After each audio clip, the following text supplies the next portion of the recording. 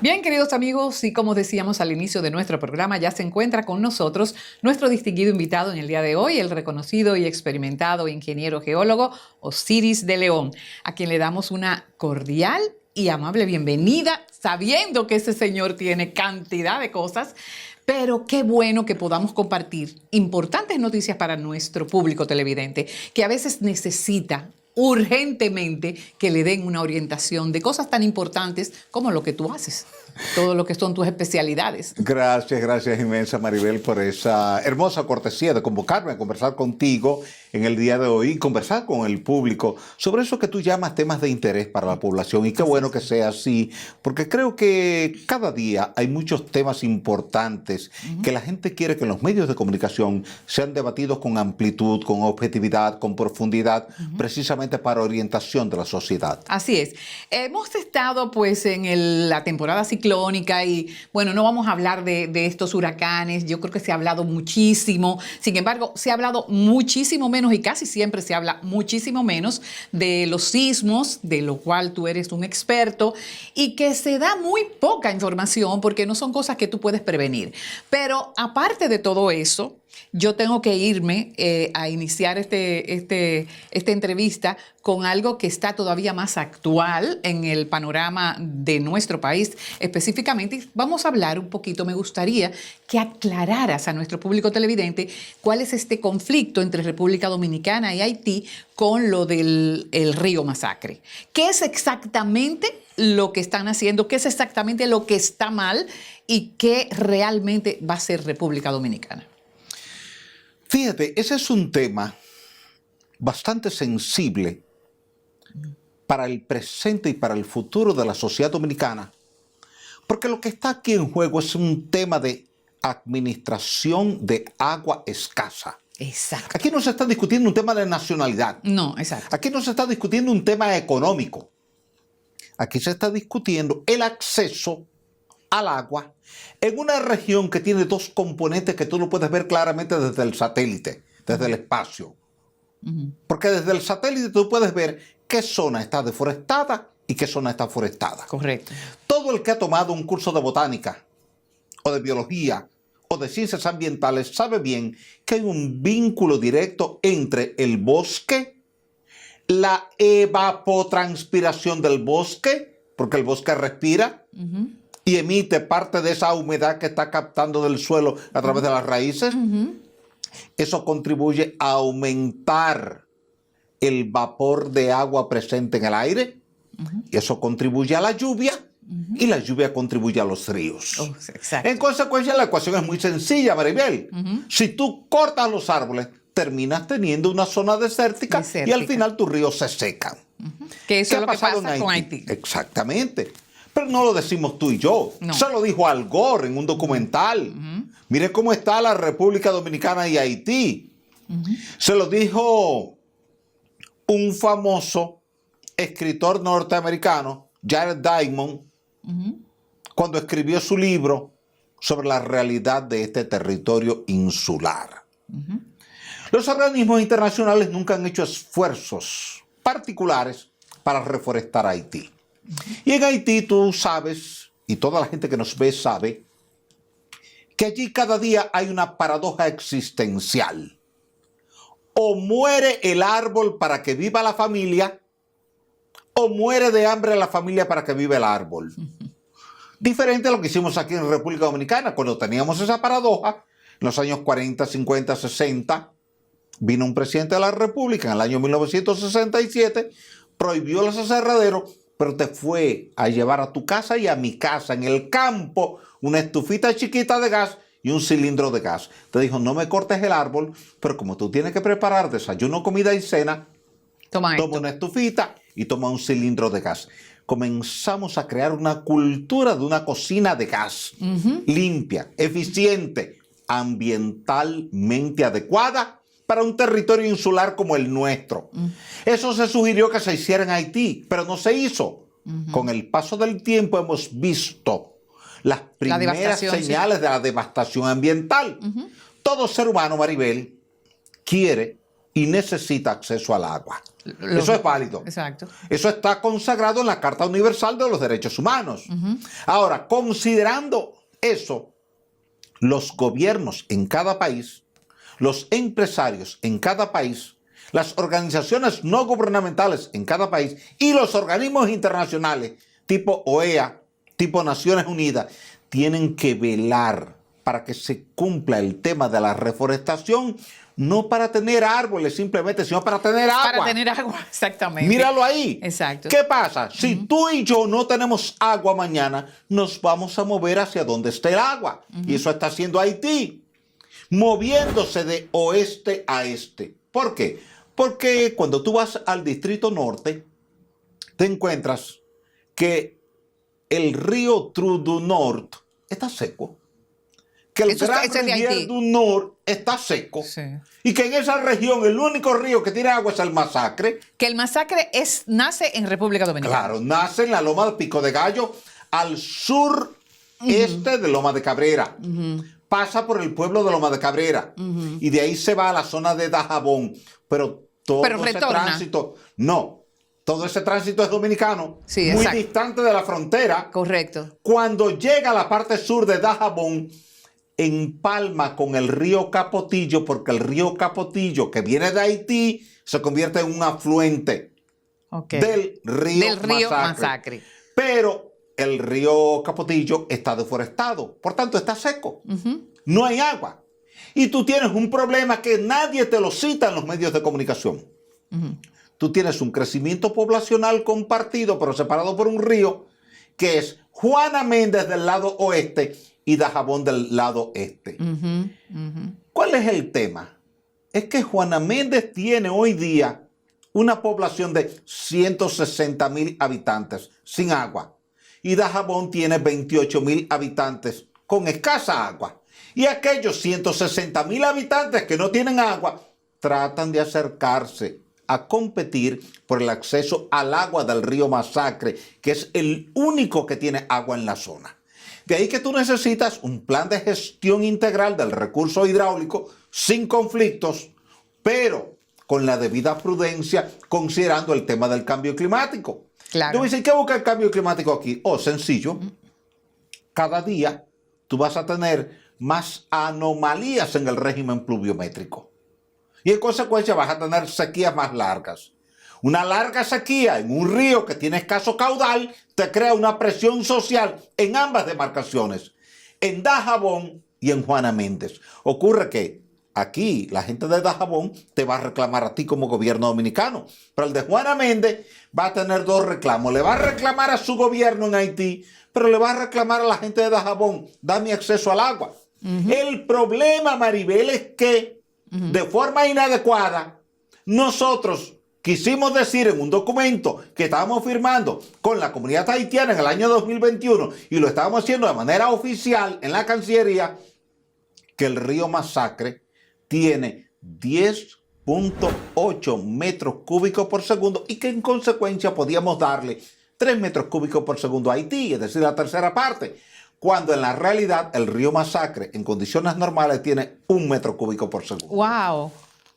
¿Y cómo eso no se le dijo al presidente, ni se le dijo al canciller. Y cuando en una reunión con el canciller le planteamos esos números, la cara evidenció, eso no fue lo que me dijeron.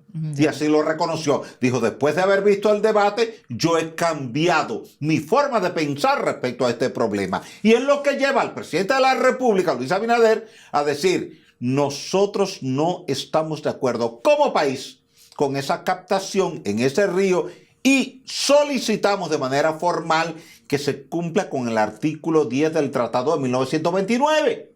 Que te dice a ti y a mí que estamos compartiendo ese río, no podemos construir obras que desvíen el curso del agua. Y esa vía, como tú dices, que fue desviada, eso es lo que está pasando en Haití, ¿volvía a República Dominicana en algún momento? No, se quedaba siempre en Haití. No, porque fíjate qué pasa. ¿Cómo aquí ha habido un tema de semántica bien manejado por la gente de Haití y poco entendido por alguna gente de República Dominicana.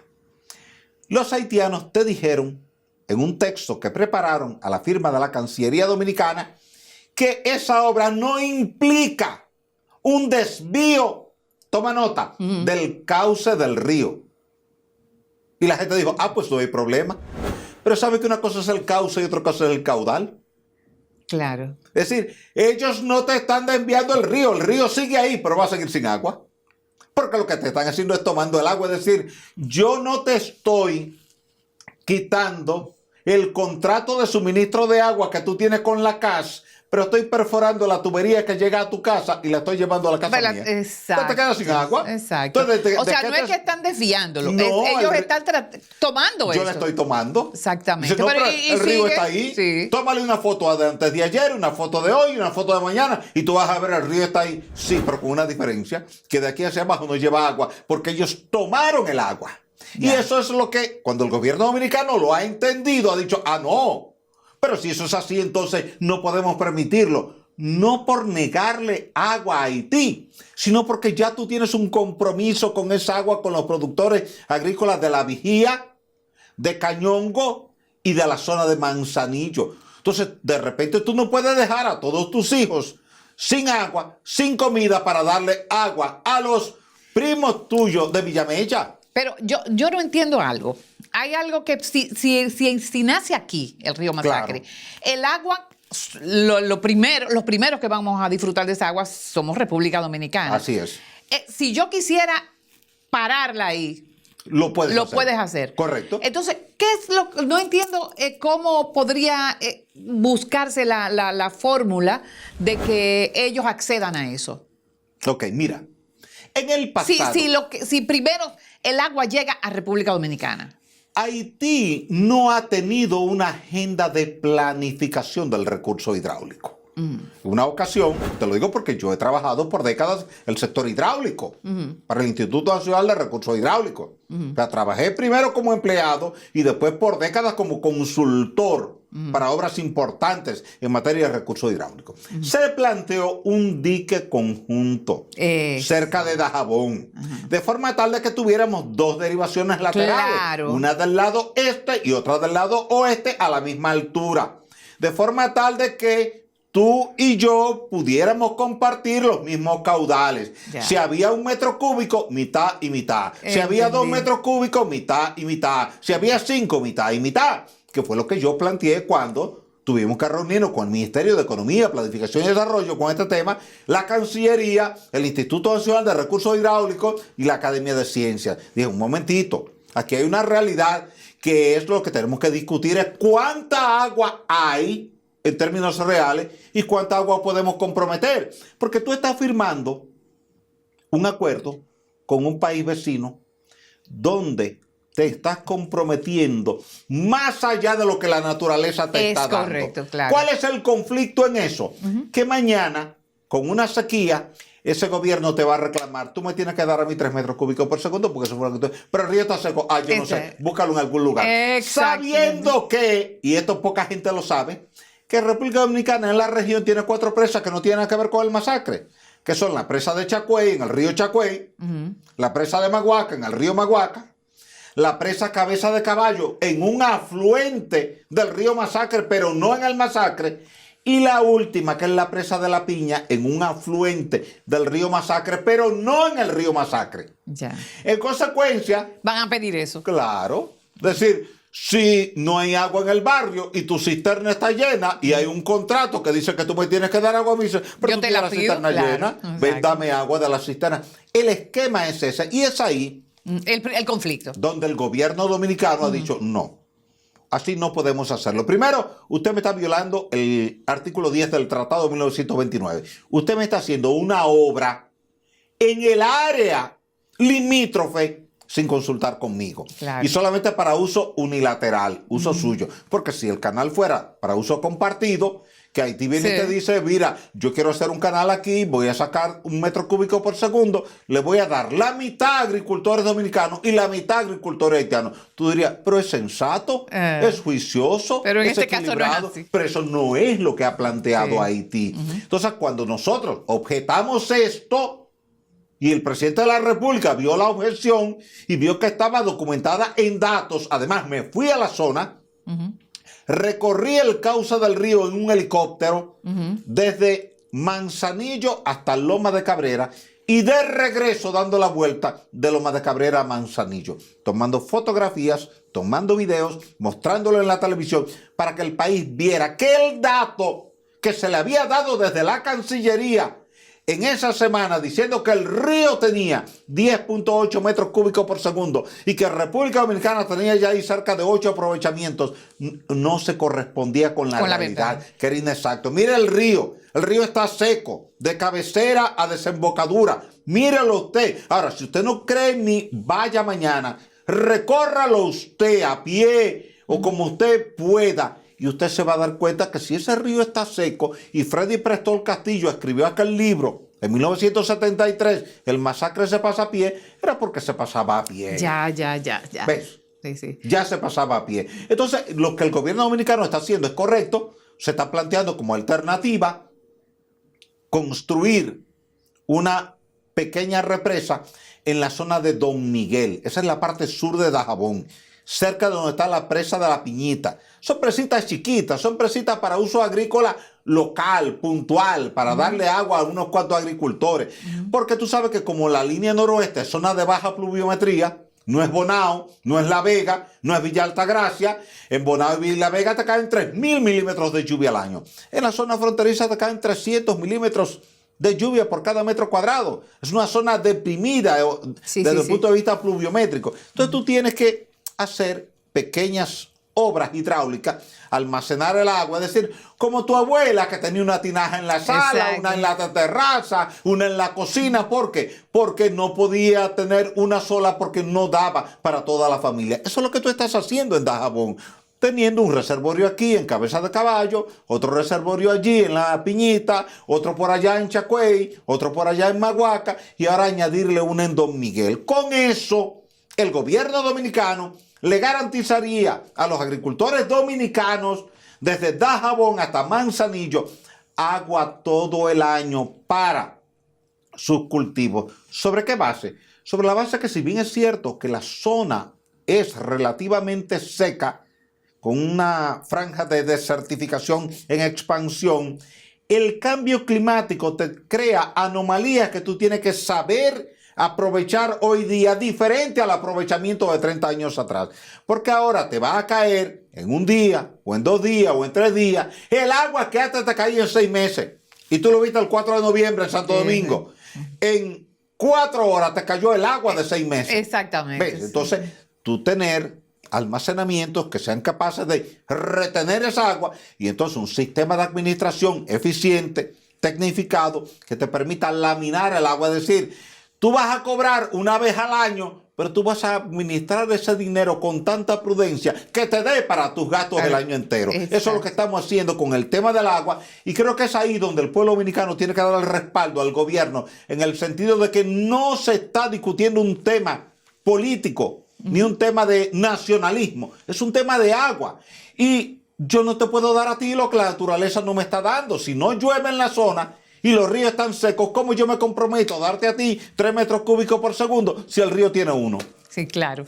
Claro. Bueno, pues yo te agradezco muchísimo esta clarísima información que yo sé que va a ser bienvenida por todos nuestros público televidentes y pues para saber exactamente qué es lo que está pasando. A veces la gente no sabe ni siquiera por qué yo tengo que reclamar esto, porque no saben absolutamente nada. Nosotros nos vamos a ir a una pausa comercial y a nuestro regreso estaremos dándoles algunos consejos finales.